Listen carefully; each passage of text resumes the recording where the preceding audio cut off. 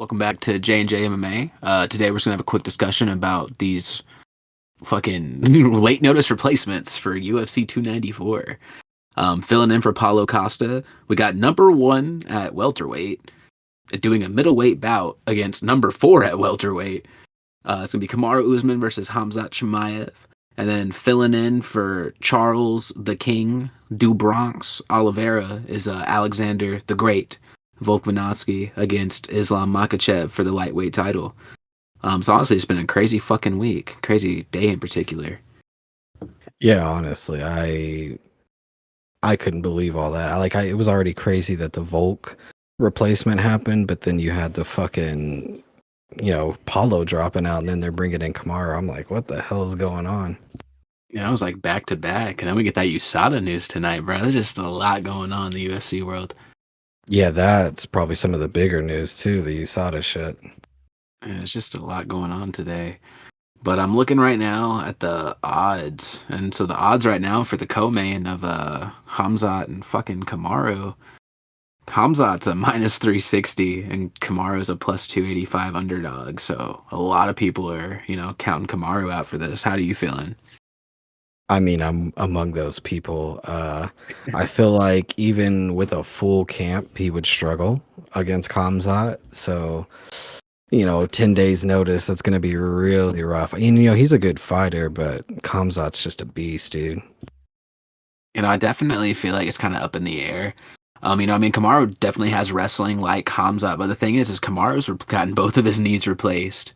His last couple fights with Leon, he really didn't go to the ground too much, did he? He attempted takedowns, but he wasn't doing too much. No, I mean, I honestly, ever since the Jorge fight, he's just been trying to do stand up for some reason. Yeah, wrestling's definitely a thing, and he did go for a few takedowns, but Leon's just gotten a lot better at stopping it. He kept scuffing it. And so, with Kamaru, too, I've noticed is, the way he knocked out Jorge, he's always throwing those straights. I think it's like straight lefts or straight rights. He doesn't really do hooks or anything like that. So it's like, to me, he's not a varied striker. Whereas Khamzat, I feel like Khamzat would throw more to the wind. I feel like it's going to be more Khamzat attacking Kamaru, whereas as opposed to Kamaru being on the offensive, Yeah, I agree. So it definitely is a scary fight for Kamaru to take on 10 days. I do feel like with a longer camp, I feel like he might have a decent chance. Because, just looking at his and Gilbert's fight, and then looking at Gilbert and Khamzat, but the difference is Kamaru refused to go to the ground with Gilbert. I think Khamzat just going to fucking try to keep going to the ground, as opposed to just standing. I think it'll look a lot like the Kevin Holland fight. I think he's going to try and have something to prove that he's the better wrestler. And it's going to end up kind of biting him in the ass. So, we'll definitely see how that shit goes, because it's definitely up in the air at the moment. And we plan on doing a full review of, the actual whole card. And so when we do, we'll get way more in depth about different strategies, different things like that. But we're going to move on real quick to, the news of the main event, Islam versus Alexander the Great. I am honestly hyped, but a little hesitant for this fight. Just particularly because of the 10-day notice. Because, Alex did really good the last showing. A lot of people think he arguably won. So there's just a lot up in the air. But on a 10 days notice, I just don't know if he is fully, prepared for Islam. Because Islam is a force himself. You know what I mean? For sure. And yeah, it's risky because, Alex really wants this rematch, and it does suck that he doesn't get a full camp to get it. But on the other side, while Islam has had a full training camp, he has been preparing specifically for Charles Oliveira, who most of the time likes to go to the ground and do some jiu-jitsu and tap people out. So with Volk being not really that kind of fighter, more of a in-your-face pressure, punching and all that, it could be beneficial to him. Alex probably hasn't been training that much coming off of the hand surgery, but he definitely tries to stay in shape and is usually doing something that involves being in the gym, even if it's not as hard as when you're in camp. So I'm definitely hoping my boy can take it home with this, even if it's a 10-day notice. He even just I think he had literally the night that it got announced, he had Craig Jones flying out so he could do some training for the ground and stuff too. So we'll see what happens. Yeah, no, and I think too, since it is a rematch, he's already had prior training for Islam. He knows what to expect. Because, with Islam, with him being a force and shit, he is kind of one note in the way he approaches fights. So I feel like once you fought him once, second go around, you kind of already know what to expect. Yeah, that I think will also play into it. It's like he's been in there now. He knows that because that was something that he said after the fight, if I remember correctly, is Islam wasn't as strong as he thought he would be, which is crazy to me because Islam is definitely a beast in that division. Um, so yeah, I'm hoping he goes in with a little more confidence as well. I'm hoping, the fact that Islam was a little shocked by how close that fight was in the last time will maybe play a mental factor. Um, but I mean, we'll see if that's the case, considering he also agreed to this fight on 10 days' notice. Or Yeah. Gamrot, by the way. Oh, yeah, no. RIP Gamrot. I mean, how the hell are you going to be confirmed as a backup fighter and then they don't use you as the backup fighter? Like, Yeah. bro, they better be Like, paying him good, man. yeah, I hope he at least gets paid. I mean, don't get me wrong. I think I was talking with you about it the last night when we found out, but I definitely would rather watch Volk or multiple other people fight for this title than Gamrot. Nothing against him. I just these are more exciting fights to me, but I definitely feel bad for him considering he was a confirmed backup fighter. It's like you definitely should have gotten this, but here we are, and I'm okay with the outcome.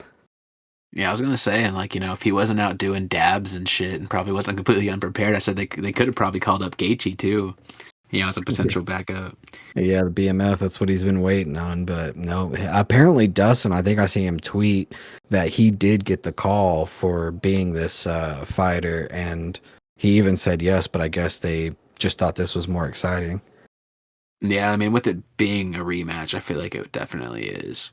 Yeah. No, no offense to like Dustin or Justin, but I definitely feel like this fight's gonna sell more than either of them would. At least at the moment, I feel like they would. I feel like those fights are definitely one that like you need more build up and shit for. Yeah, just a little bit. Like Volk's just one of those guys that we hear he's taking a fight like this and we're like, oh shit, he's back at it again. And it's just hard for me not to get excited for a Volk fight. Ever since the fucking Ortega, I've become a fan and I've enjoyed everything he's done since then. Yeah, no, definitely. And I mean, the thing with Volk too, he always puts on exciting fights. Don't get me wrong; they're completely different fights. But he went from losing the Islam fight to going and just destroying Yair, in Which my was opinion. crazy. Yeah, that was crazy. I thought for sure he'd have a little bit of trouble, but it didn't seem like he did at all. Yeah, no, I feel like at 145 he's unmatched. So just a matter of he can get past this goddamn lightweight. Yeah, and I And think I'm Islam not. is definitely the toughest test for it too. So, and considering he almost beat him the first time, arguably did, but I think he's definitely a force to be reckoned with for this division too. 1,000%. And like I'm not counting out Islam at all. He has proven that he is the champion. I'm not gonna lie to you. Like I kind of was shitting on Islam originally at first because I was like, oh, you got a title fight off of Dan Hooker, but then I can't really say anything because then so did fucking Michael Chandler. So it's just kind of like a funny thing the way the title goes around and shit. But he hadn't really fought anyone in the top five other than him. But since then, he's fought Charles, he fought Alexander. So to me, he's really been cutting his teeth in the division. And I don't want to give away my pick, but I just want to say, definitely not counting out Islam either. So I mean, I feel like it's definitely up Yeah. in the air. No, same here. I am worried about this for Volk, but yeah, we'll see. We'll see what happens. It's definitely going to be a good ass pay per view. But Yeah. I mean, I will say, in my opinion, personally, I like the Kamaru sub better than Paulo. Because Paulo ain't fought in a fucking minute, number one. And number two, people are wanting to see this at 170 for a long fucking time. So I Yeah. feel like it's exciting. Yeah, I think I can agree. Wasn't I wasn't too excited at first just because I was really looking forward to watching Paulo fight Khamzat, but this isn't bad now that I've gotten time to adjust to it. Because I do remember this was something that was hyped up a while back, so it's good to see it. I just worry about that jump up. Well, no, he walks around heavier than 170 anyway, so 185 weight cut might be better for him. I just don't know the size comparison. I can't wait to see them next to each other. You know, I can't wait either. If I'm not mistaken, I think Kamaru walks around at like 190, 200 or something. Like I was gonna say, he's a he's a big huge boy. dude. Yeah. So I mean, it's definitely going to be fun because I remember since Khamzat beat Gilbert, you know, everyone was saying him and Kamaru, but then you know he got his little fucking Nate Diaz slash ended up being Kevin Holland detour, and you know we ain't seen him since. Well, and yeah, they basically got booted out of the 170 division, which is his own fault, but yeah. Yeah, so it's definitely going to be an interesting time. I'm honestly interested to see Kamaru at 185, not having to cut that much weight, and just see if maybe he'll have a going to be good for his cardio, be bad for it. Also, you know, Gilbert posted, you know, them training and shit, but also I don't know how hard he's been training up before this. You know what I mean? Yeah, it'll be interesting to see. I mean, I imagine he's definitely relatively stayed in the gym, especially if you want to be an active fighter. I don't think you just take too much time off from it.